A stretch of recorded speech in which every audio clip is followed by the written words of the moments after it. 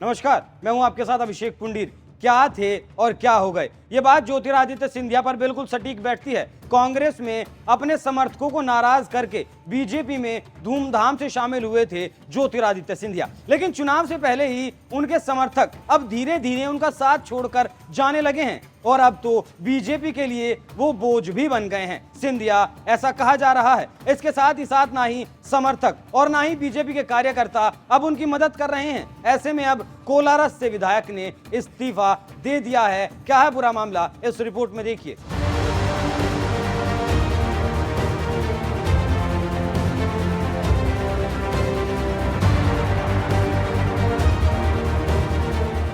मध्य प्रदेश में होने वाले विधानसभा चुनाव से पहले बीजेपी को नए ट्रेलर नजर आने लगे हैं और इस ट्रेलर को देख बीजेपी मध्य प्रदेश के नेताओं के अब होश उड़ चुके हैं और इस चोट से सबसे ज्यादा जो घायल हुए हैं उनका नाम है ज्योतिरादित्य सिंधिया। बड़े अरमानों से कांग्रेस छोड़कर बीजेपी में शामिल हुए थे, लेकिन ना माया मिली ना ही राम वाली कहावत चरितार्थ हो गई, क्योंकि सिंधिया के साथ जो लोग बीजेपी में शामिल हुए थे वो आरोप लगा रहे हैं कि उनकी उपेक्षा की जा रही है और अब वो धीरे धीरे बीजेपी का साथ छोड़ने में लगे हैं। और सबसे ज्यादा और बड़ा झटका लगा है ज्योतिरादित्य सिंधिया को। खासकर शिवपुरी जिले में 2 महीने में पार्टी के 4 बड़े लोकल नेताओं ने उनका साथ छोड़ दिया। इनमें से 3 सिंधिया समर्थक नेता शामिल हैं, जबकि एक नेता मूल बीजेपी से जुड़े हुए हैं। इन नेताओं द्वारा पार्टी छोड़े जाने की कहानी एक ही है और वो है टिकट ना मिलना। इसके साथ ही साथ उपेक्षा का आरोप। इस वक्त जिले की 5 विधानसभा सीटों में से ज्यादातर सीटों पर बीजेपी से टिकट मांगने वालों की लंबी लिस्ट है। कहा ऐसा जा रहा है कि पार्टी छोड़ने का एक कारण ये भी है कि इन नेताओं को फिलहाल टिकट मिलने के चांस बहुत कम नजर आ रहे हैं। इस बार जिस विधायक ने इस्तीफा दिया है उससे बीजेपी में खलबली मच गई और जानकारी से मध्य प्रदेश में बीजेपी को एक बड़ा झटका मान रहे हैं। पहले आप बीजेपी विधायक की बात सुनिए।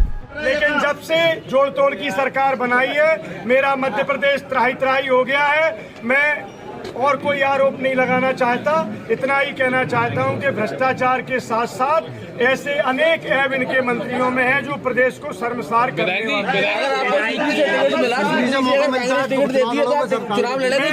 आप सबसे मशवरा लूंगा, पूरे क्षेत्र से लूंगा। मेरा जीवन का लक्ष्य जनसेवा है। मैं राजनीति में नहीं था, जनसेवा करते हुए 2007 में आप सबकी मांग पर उपचुनाव में मुझे मौका दिया था। आप सबने प्रेम दिया। आपको विधानसभा के कार्यकाल के अंत में क्यों मालूम पड़ी? मैं जनसेवा करना चाहता हूँ। पूरे जिले के लोग, आप मीडिया के साथी, सबसे चर्चा करूंगा लगातार। कांग्रेस अगर आपको मौका देती है, मुझे निर्देश क्षेत्र के लोग ये सिंधिया के जो मंत्री हैं उनका खामियाजा सरकार को 2023 में उठाना पड़ेगा। निश्चित रूप से उठाना पड़ेगा। और ये बात मैंने उस दिन जिला कोर कमेटी की सीएम हाउस की बैठक में भी मुख्यमंत्री से निवेदन किया, जब मेरी उन्होंने मुख्यमंत्री की प्रभारी मंत्री द्वारा मुझे और मूल भाजपाइयों को पीड़ित करने के विषय पर चर्चा की और वो चर्चा करने को तैयार नहीं थे माननीय शिवराज सिंह जी, तो मैंने पीड़ित होकर वही कहा था कि भाई साहब मत भूलिए, सरकार बनाने के लिए केवल ये भ्रष्ट प्रभारी मंत्री की जरूरत नहीं पड़ेगी, मध्य प्रदेश के वोटर्स की जरूरत पड़ेगी, हम जैसे विधायक और सिपाहियों की जरूरत पड़ेगी।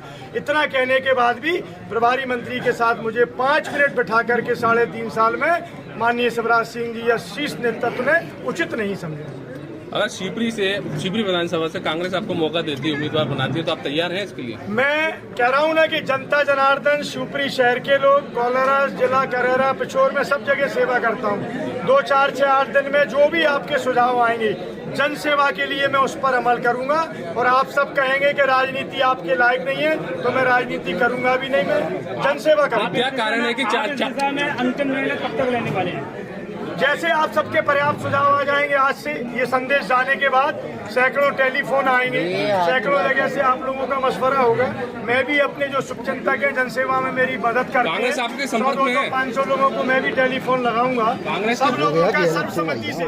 तो सुन लिया आपने क्या कह रहे हैं रघुवंशी जी। कोलारस से बीजेपी विधायक वीरेंद्र रघुवंशी ने अपना इस्तीफा जिला अध्यक्ष को भेज दिया। इसके साथ ही अपने पत्र में ज्योतिरादित्य सिंधिया के समर्थकों पर गंभीर आरोप भी लगाए।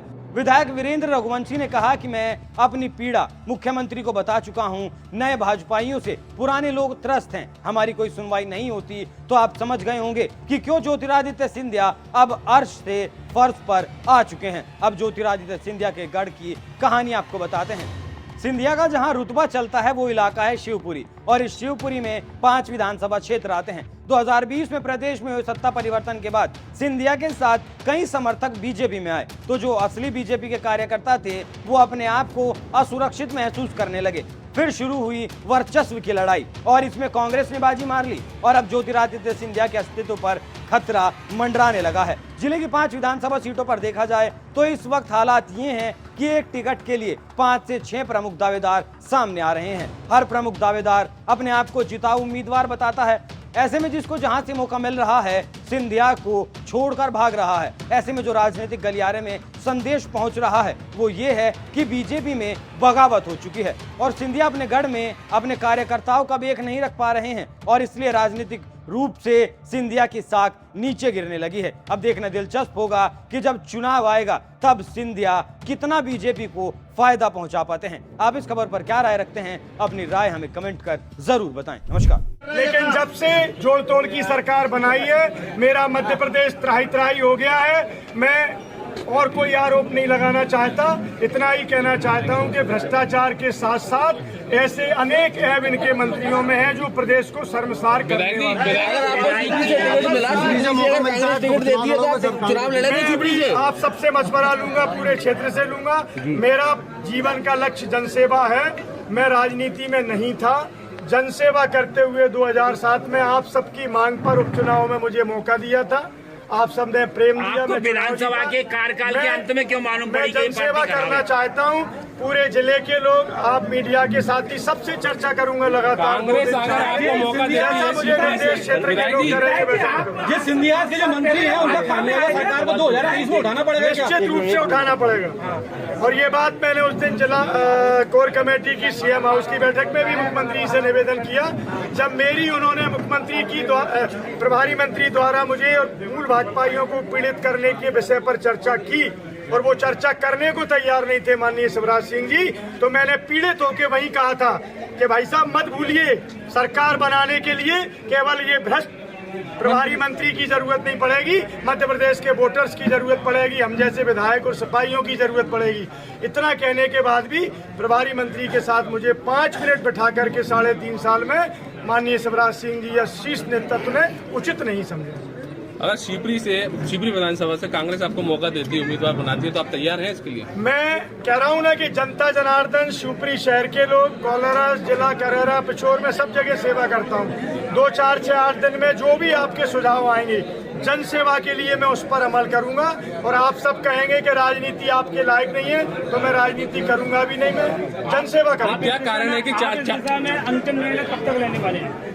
जैसे आप सबके पर्याप्त सुझाव आ जाएंगे, आज से ये संदेश जाने के बाद सैकड़ों टेलीफोन आएंगे, सैकड़ों जगह से आप लोगों का मशवरा होगा। मैं भी अपने जो शुभचिंतक के जनसेवा में मेरी मदद करते हैं, 100-200-500 लोगों को मैं भी टेलीफोन लगाऊंगा। सब लोगों का सर्वसम्मति से